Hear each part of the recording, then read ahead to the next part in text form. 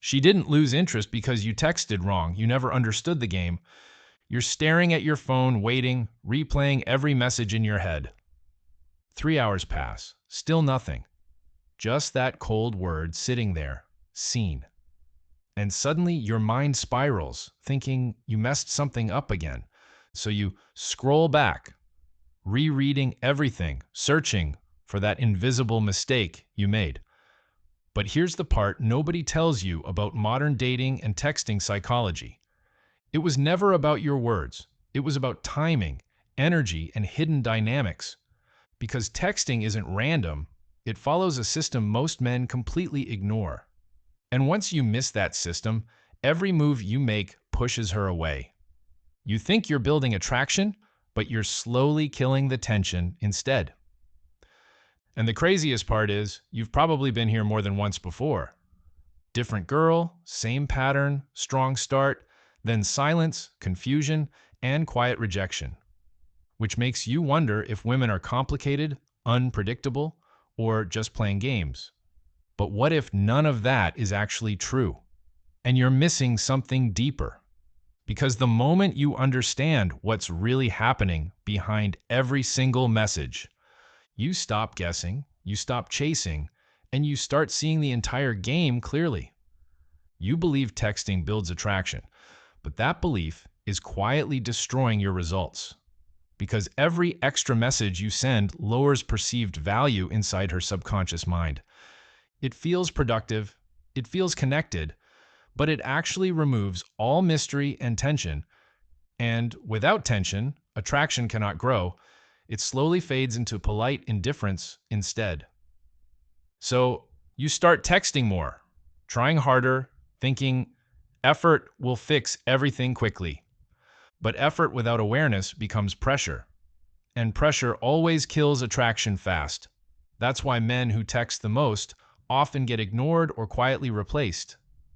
Not because they lack value, but because they reveal everything too early. And when there's nothing left to discover, curiosity disappears.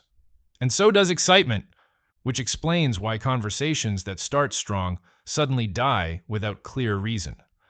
Because texting was never meant to carry attraction, only to move things forward.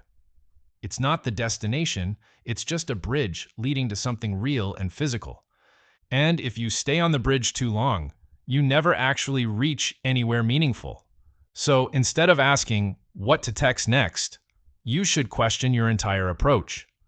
Because once you understand what texting is really designed to do in dating, you'll realize you've been using it completely backwards this whole time. Texting is not where attraction is built, it is where direction is decided. It's a digital doorway, not the room where real connection actually happens. Think about your best moments. None of them happened inside a message thread. They happened face to face, where emotion, presence, and tension feel real. And your brain knows this, which is why texting never fully satisfies desire. Because dopamine spikes from real interaction are stronger than digital validation loops. So when you rely on texting to create attraction, you fight against human biology. Which explains why long conversations rarely turn into meaningful dates or connections. You stay stuck in endless chats, thinking progress is happening when it's not. Meanwhile, she slowly categorizes you as safe, predictable, and emotionally available. And those traits rarely trigger desire. They trigger comfort without romantic urgency. So the real purpose of texting becomes clear once you step back logically. It exists to move things forward, to transition from screen to real life interaction. And the moment you understand this shift, your entire behavior begins to change. Because now, every message has direction, intention, and a clear strategic outcome. But even with this awareness, most men still fail for one simple reason. Because you're taking action without knowing exactly which stage you're in.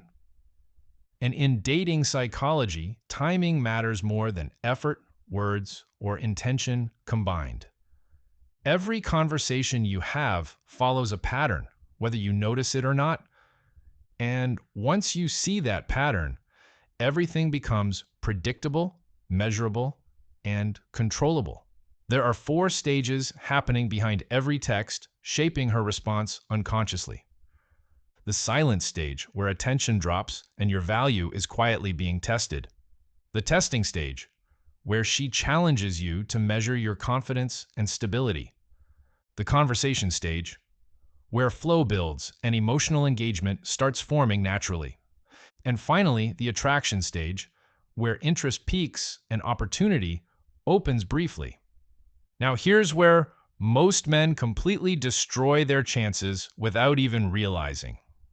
They act like they're in the final stage while still stuck at the beginning. Or they hesitate too long when the moment actually demands decisive action, which creates confusion, kills momentum, and breaks the emotional rhythm instantly. So instead of reacting blindly, you need to identify your exact position first. Because the right move at the wrong time will always lead to failure. And once you understand this system clearly, your entire approach becomes intentional. You send a message, then wait, then check your phone again repeatedly. Minutes turn into hours, and that silence starts feeling heavier than expected. Your mind fills the gap with doubt, replaying every word you already sent. You wonder if she lost interest, or if you somehow said something wrong. So instinctively, you reach out again, trying to fix what feels broken. But this is exactly where most men destroy their value without realizing it. Because silence does not mean you need to do more. It means do less. At this stage, her attraction is low, and your behavior is being observed. Every extra message you send signals neediness, and neediness lowers perceived status instantly. From a psychological standpoint, scarcity increases value, while availability decreases perceived importance. So when you flood her inbox, you remove all mystery and emotional tension. Instead, the strongest move here is controlled silence and emotional self-discipline. You step back, focus on your life, and let space rebuild natural curiosity. Because people are drawn to what they cannot fully access or predict. And when you stop chasing, her perception of you begins to subtly shift. But what happens next will test your composure in a completely different way. Then out of nowhere, she replies, "But something feels slightly off now." Her tone shifts, maybe teasing you, maybe mentioning another guy casually. At first, it confuses you because it doesn't feel like clear interest anymore. But this is not rejection. This is the moment she starts testing you. Biologically, attraction often includes uncertainty, and uncertainty triggers subtle behavioral tests. She's not thinking logically, she's feeling your reactions and measuring your stability. So when you react emotionally, defend yourself, or try to explain everything, you fail the test, and your perceived confidence drops immediately in her mind.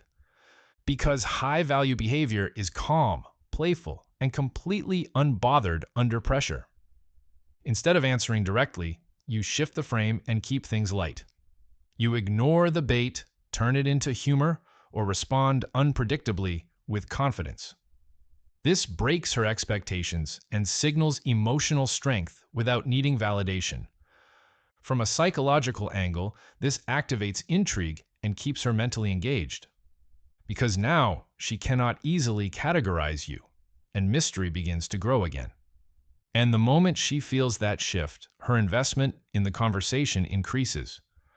But even if you handle this perfectly, another mistake is waiting ahead. Now the conversation feels smooth, replies come faster, and energy starts flowing. You notice she engages more, maybe sends longer texts or playful reactions. At this point, most men relax too much and fall into predictable patterns. They ask safe questions, stay logical, and slowly drain emotional intensity away. But attraction grows through emotion, not information, and that changes everything. So instead of asking what she did today, you create emotional stimulation. You use humor, exaggeration, and playful assumptions to spark curiosity and excitement. Because emotionally engaging messages activate dopamine, making interactions feel rewarding and addictive. This is where modern dating shifts from logic into feeling-based connection dynamics. And when she feels something, she starts associating that emotion directly with you. That's how attachment begins forming, not through facts, but through emotional experiences. So your goal here is simple: make her feel something different every time. Sometimes curiosity, sometimes laughter, sometimes slight unpredictability to keep her guessing, because predictability kills attraction, while emotional variation keeps attention locked in. And once she becomes emotionally invested, her behavior will subtly start changing. But right when everything seems perfect, the most critical moment finally appears.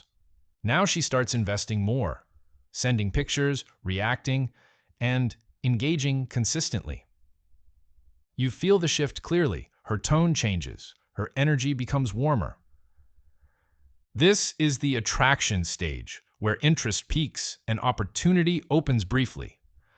And this moment is extremely fragile because it does not last forever. Most men think this means keep texting, keep building, keep enjoying the flow. But that assumption is exactly what causes them to lose everything. Because attraction without progression turns into boredom, and boredom kills desire fast. From a psychological standpoint, tension must be released through real interaction. Otherwise, the brain normalizes the feeling, and emotional intensity starts fading. So, instead of staying comfortable, this is where decisive action becomes critical. You lead. You suggest meeting. You move things from screen to real life. Not in a needy way, but with confidence, clarity, and forward direction. Because leadership is attractive, and hesitation signals uncertainty and low confidence. And when you hesitate here, she starts questioning your intent and value, which slowly shifts her perception, turning attraction into disinterest without warning. And by the time you realize it, the window has already closed. What you're experiencing is not random, it's a structured emotional response pattern.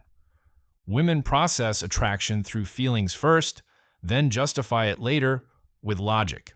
Men do the opposite. They analyze first, then try to create attraction logically.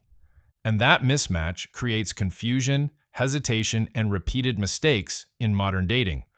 So when you text emotionally, reactively, or seek validation, you lose control instantly. But when you step back and apply logic, patterns become visible and predictable. You stop chasing reactions and start guiding outcomes with calm, intentional behavior. Because attraction is not something you beg for, it's something you trigger strategically.